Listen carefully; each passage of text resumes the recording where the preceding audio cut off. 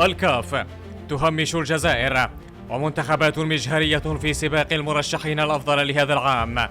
المنتخب الجزائري خرج بصفر هزيمة وديا ورسميا في عام 2023.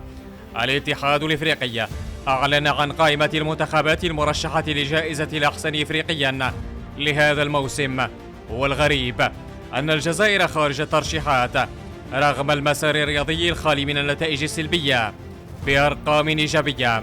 القائمة حملت خيارات مشبوهة فضحت هيئة موتسيبي.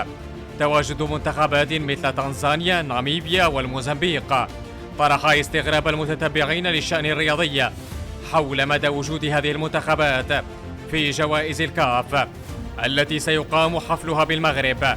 فماذا قدمت هذه المنتخبات في هذا الموسم لكي تتفوق على الجزائر؟ كما أن غياب النجوم الصاعدين الجزائريين الذين تميزوا هذا الموسم يطرح ألف سؤال. فهل تعكس هذه الخيارات السياسة الممنهجة إفريقيا لتغييب الجزائر؟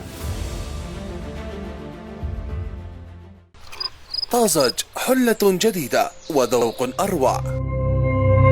زيرتيوب، أول قناة إلكترونية في الجزائر.